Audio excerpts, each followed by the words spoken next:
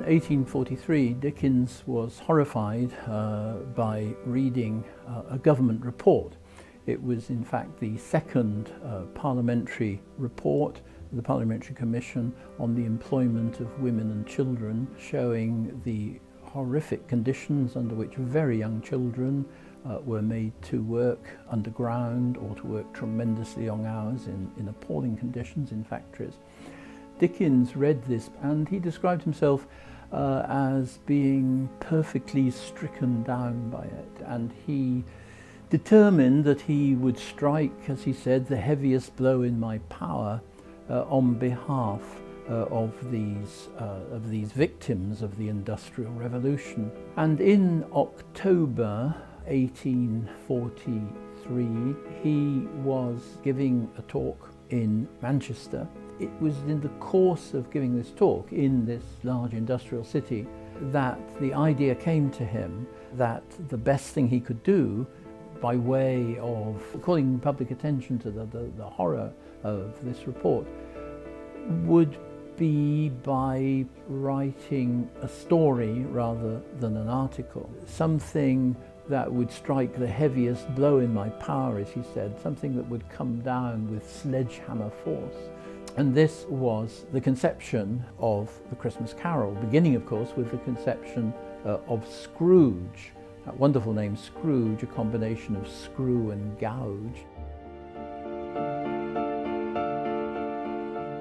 The idea of Scrooge as the ultimate miser, the ultimate loner, who had no feelings for the rest of humanity except as to how much money he could make out of them. Then he had the concept of the three spirits, the spirits of Christmas past, Christmas present and Christmas future, by which in one night, the night of Christmas Eve, Scrooge was to be converted from his extreme misanthropy to great benevolence and love of humanity. Scrooge is visited by three ghosts. The ghost of Christmas past takes him back into his childhood and his young manhood, shows him the suffering that he himself underwent as a child. There's a particularly poignant scene where he's left alone in this barren, horrible schoolroom. Well, all the other children have gone home for the Christmas holidays. And Dickens writes, Scrooge sat down and wept to see his former self as he had used to be. He begins with pity for himself. Then he's shown further visions which make him very uncomfortable about his past, his engagement to a beautiful young girl, and then the girl breaking off the engagement.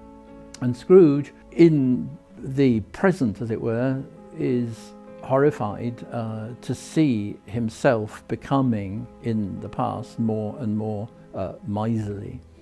Then the second visitor is the ghost of Christmas present, this great jolly giant sitting on a great mound of turkeys and Christmas puddings and so forth. And he shows Scrooge the home life of his own poor clerk, whom he pays starvation wages to, 15 shillings a week, and Bob Cratchit has to keep his family of several children, including of course the crippled child Tiny Tim, and he has to keep them on this meagre wage. But the Ghost of Christmas Present shows Scrooge the family happiness at Christmas, and Scrooge is shown, even Bob Cratchit, who is a very devoted and faithful employee despite the terrible way Scrooge treats him, even raises a glass to toast Mr. Scrooge. Scrooge is particularly concerned with the crippled child, Tiny Tim, and he says to the Ghost of Christmas Present, tell me if Tiny Tim will live. And the Ghost of Christmas Present says, well, if things don't change, then he will not be here for another Christmas, he will die. And Scrooge is filled with pity.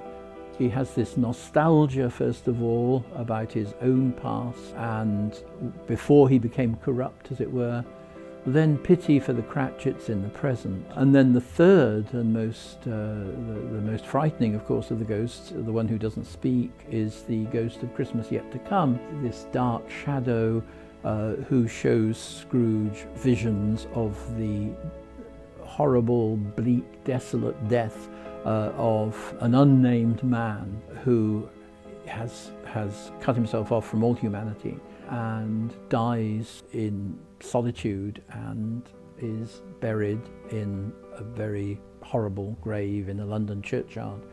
And Scrooge is made to read the name on that tombstone, which of course is Scrooge.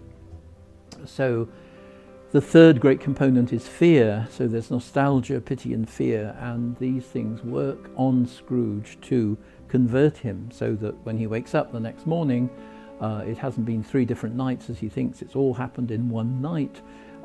He has been converted, of course, from this horrible old miser to one of the most benevolent and loving and outgoing of all possible human beings.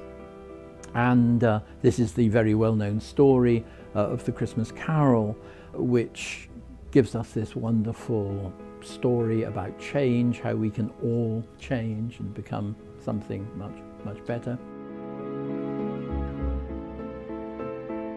Dickens said that he composed it in a kind of frenzy, walking about the black streets of London night after night, composing this story in his mind, getting it written in time for publication just immediately after Christmas 1843.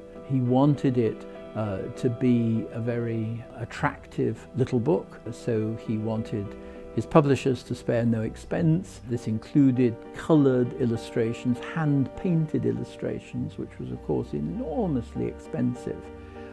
So that there was a contradiction there. I mean, Dickens wanted the book to reach the poorest readers, but it would be impossible for the publishers to publish it at less than 5 shillings, which was an enormous sum, of course, for a working class family to afford.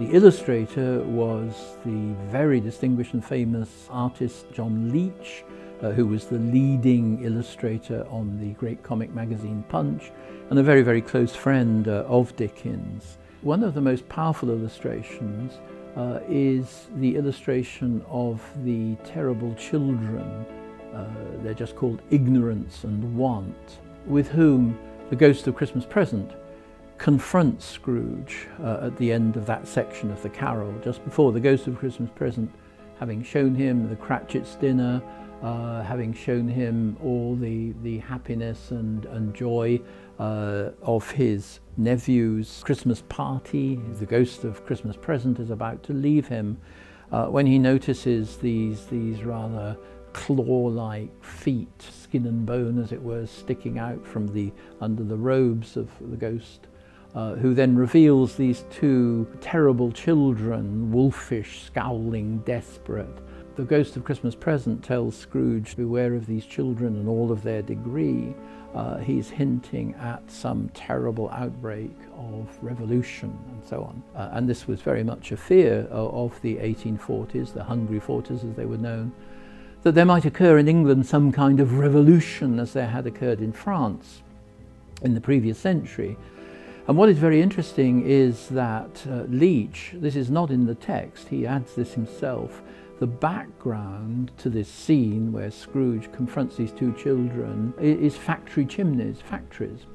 The scene's supposed to take place in London, not in Manchester, but Leech, mindful I suppose, or having talked to Dickens about the horror of the report of the exploitation of children in mines and manufactories, does have these factory chimneys behind, which is in this scene, which is very telling, I think. Anyway, the thing was written in just a few weeks, and it was published, sold out immediately, and was a huge, huge success. It was reviewed everywhere and universally praised. Thackeray, Dickens's great rival as a novelist, said in his review of The Christmas Carol, "It seems to me a national benefit, and to every man and woman who reads it, a personal kindness." It sold one edition after another. Of course, was put on the stage. Dickens couldn't control this. I mean, there was no copyright protection in those days, so that dramatists were free to seize on the work of novelists and turn them into plays and put them on the stage. And I think there were about 5 different versions of the Carol running at the different London theatres within weeks of the publication. He had hoped that the Carol would earn him a great deal of money, but in fact the costs of production were so enormous that his profit in the end was very little. He could do nothing to stop the pirates who he tried. He went to law to stop the pirated versions of the Carol, but because copyright laws were so weak in those days, he couldn't do anything about it. And he lost the case. And as I've said before, he couldn't do anything about all the dramatizations.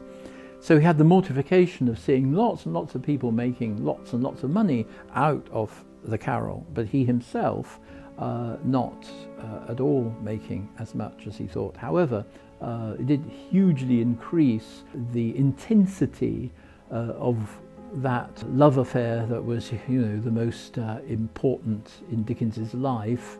That love affair between himself and his public, that relationship that he called personally affectionate and like no other man's. And the Carol contributed hugely, of course, to this.